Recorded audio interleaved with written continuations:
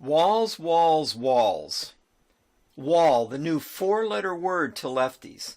Synonymous with racism and immorality? Huh?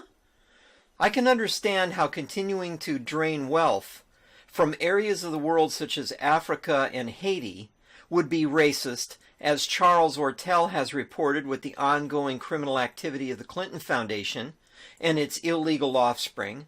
I can also understand that it's immoral for adults to take advantage of children and turn them into sex objects, again, as it appears Bill and Hillary have done for years, hanging out with convicted pedophile Jeffrey Epstein on Lolita Island. But a wall? Immoral? Racist? That's quite a canard.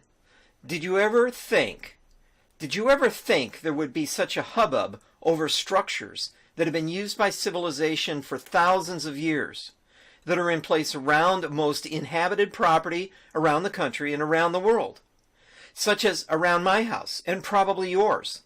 I have yet to find my wall committing a single racist or immoral act. I guess I'll just have to watch them more closely.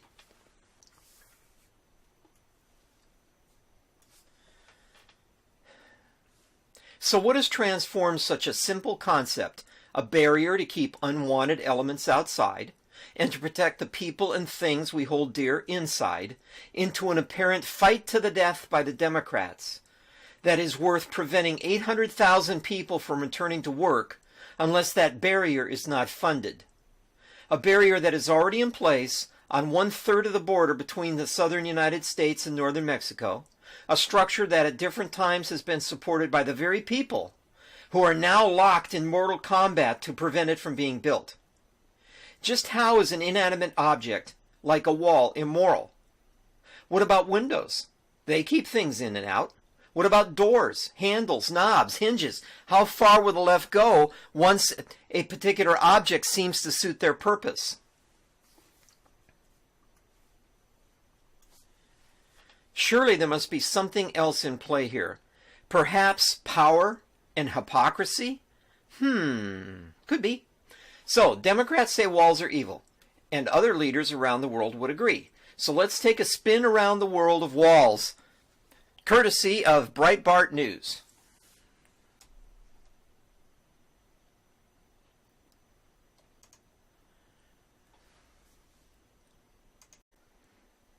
Breitbart has presented photos from around the world, from Vatican to Obama's fence, 20 barriers around the world, but we're going to hone in on a few that I think that are particularly noteworthy. And here we go.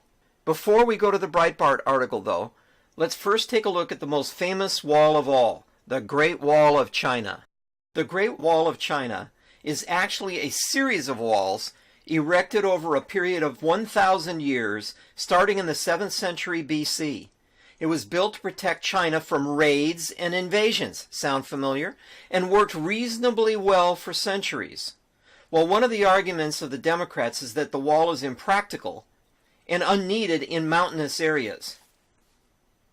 Well, tell that to the Chinese. Here's a stretch of the Great Wall that's over rugged mountain passes and is still structurally sound in order to create a barrier so that no one can pass. No army or no individual, especially when these wall areas had sentries posted and roving patrols in order to secure them, nobody got through. And then there's the wall that protects Vatican City.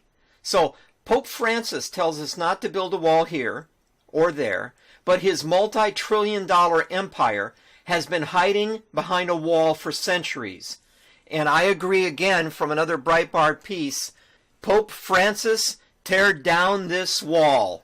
Well, how about Hillary's wall? Oh, excuse me, privacy fence around her peaceful upstate New York Chappaqua estate. It's not only surrounded by a giant wall, she can try to pass it off as a privacy fence.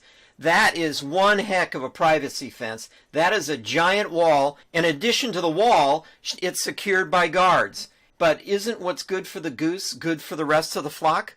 I guess not.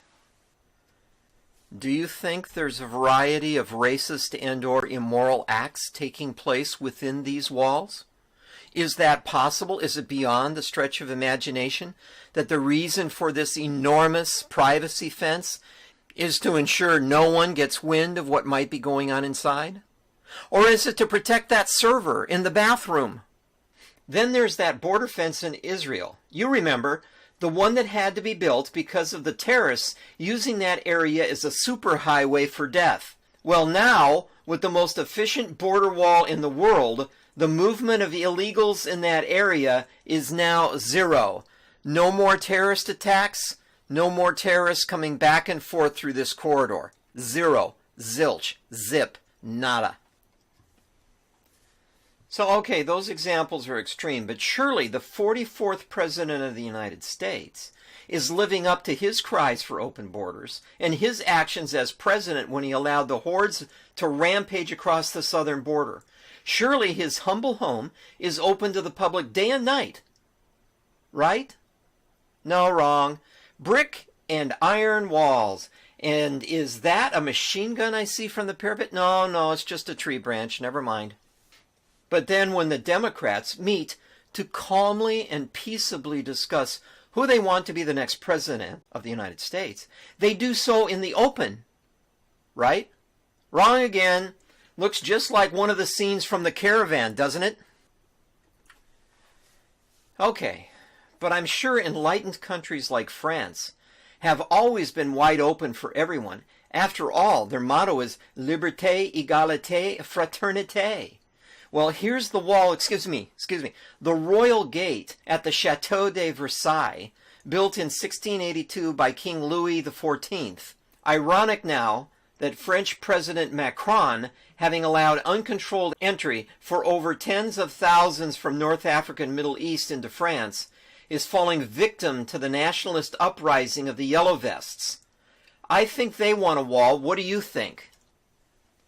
On the other hand, perhaps no other European nation has a border as secure as Hungary. This is a photo at the Hungary-Serbia border.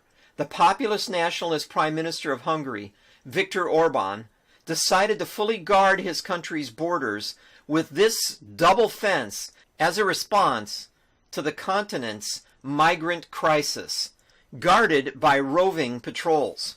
Surely Pocahontas, or as I call her, Prances with Weasels, coming from the Native American tradition of roaming free, galloping through the wilderness on her trusty steed, wind in her hair, must uphold the tradition of open spaces.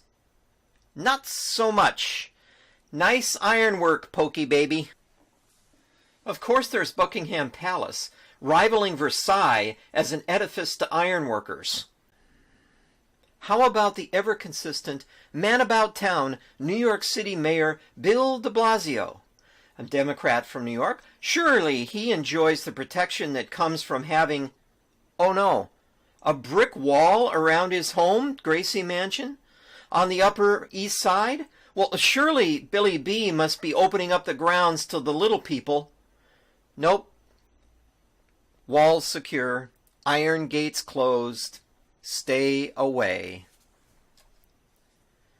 Speaking of New York, what about Governor Andrew Cuomo, another Democrat, has spoken out against border walls for the United States, but when it comes to his personal security, he prefers iron gates and fences. At his governor's mansion in Albany, New York, Cuomo enjoys security and protection thanks to a chain link fence and sculptured iron gates.